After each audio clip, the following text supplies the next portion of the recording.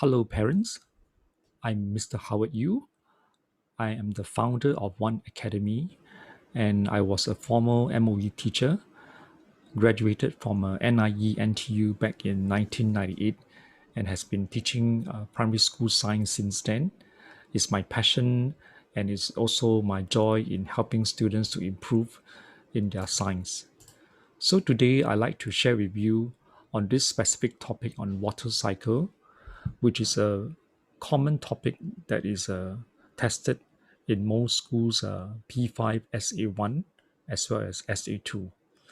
So today I would like to highlight to you two specific questions in the open-ended sections to help students to master the technique in answering such questions.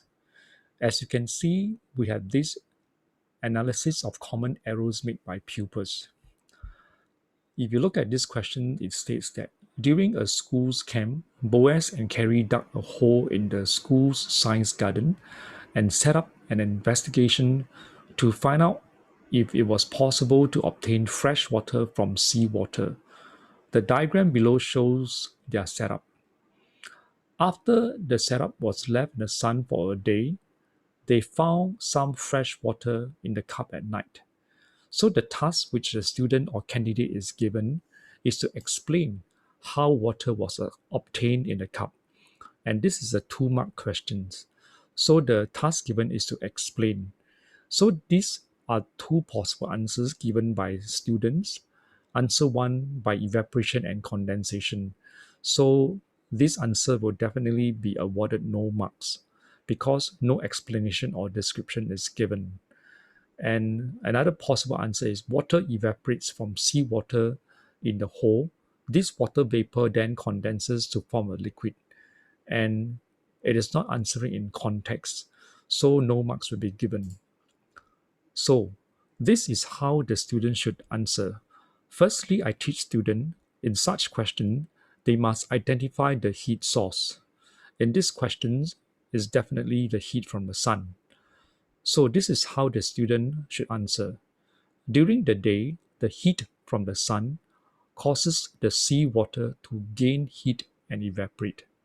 So as the marker or the teacher sees this part, half mark or 1 mark will be given because the students has clearly identified the heat source. Next, you can see this animation which I've just put in here. So the heat energy from the sun cause the seawater to gain heat and evaporate. As liquids change to gaseous state, we can't see the water vapor. So next, the student must state, as the temperature drops at night. Why is it at night? Because they say that they found some fresh water in the cup at night. So as the temperature drops in the night, the warmer water vapor lost heat to the cooler inner surface of the plastic sheet. So in such situation, the candidate or the pupil must identify the cooling agent. In this case, it's the cooler inner surface of the plastic sheet. And also, in order to answer and get a full marks, the student must continue by saying, and condense to form tiny water droplets. And in such case, the student has clearly identified the condensed water. And finally, to make it more complete, we should say gravity, but in P5, they have not learned about gravity or gravitational force. So for P5 students, the last part is not necessary.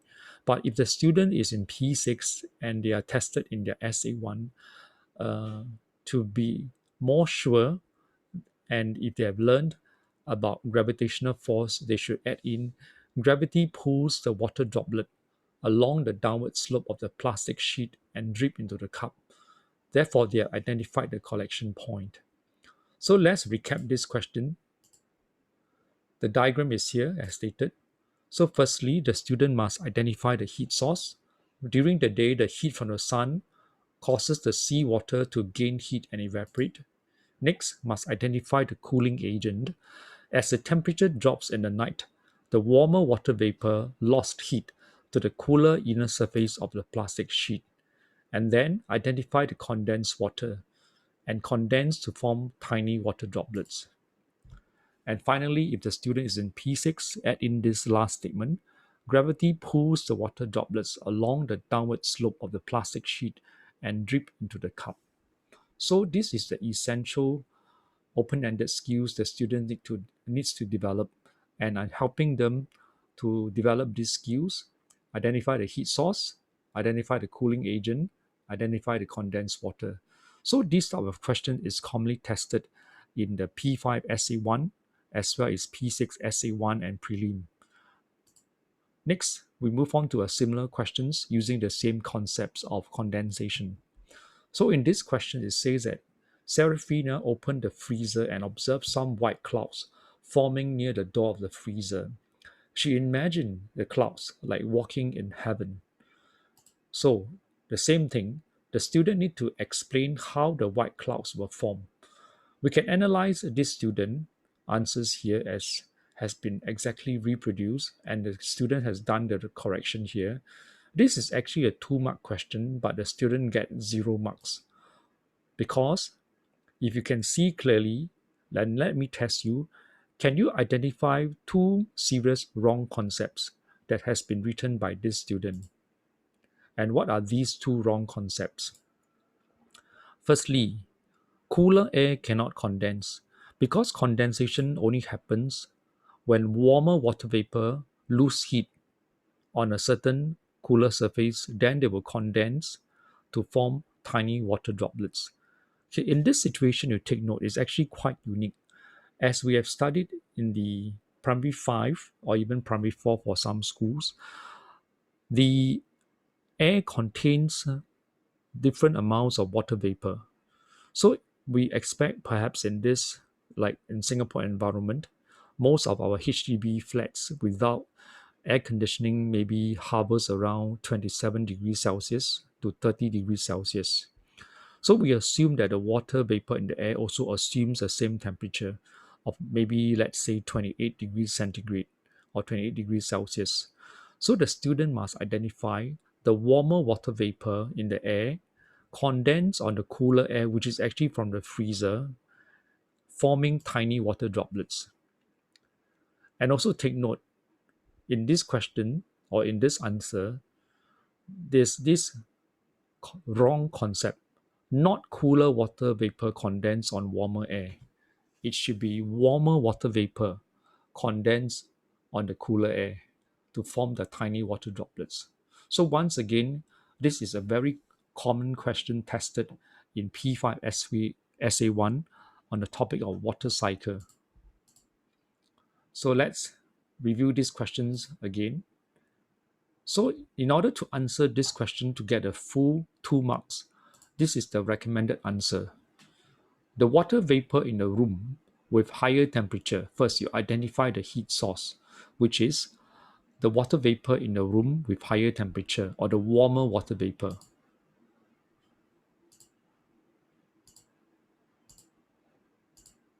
So when she opens the freezer door, imagine the warmer water vapor will lose heat to the air in the freezer with lower temperature, which is the cooling agent, the air in the freezer with lower temperature.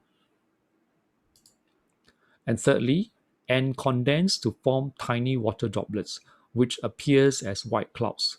So we have identified the condensed water. In this case, it appears as a white clouds. So once again, the technique the student learned, again, you can see the similarity between these 2 questions. In the first question, where fresh water is collected from seawater, we identify the heat source as the heat from the sun. And in this case, the heat source is actually the warmer water vapor in the room. And the cooling agent in this situation is the cooler air from the freezer. So the air temperature can be sub-zero. That's mean like minus, let's say 7 to 10 degrees Celsius. And in the previous situation, the cooling agent is the cooler inner surface of the plastic sheet. And next, we identify the condensed water. In this situation, in the fridge one or the freezer, is the white clouds, which is formed by the tiny water droplets. So these are the topics tested in P3, P4, P5, and P6.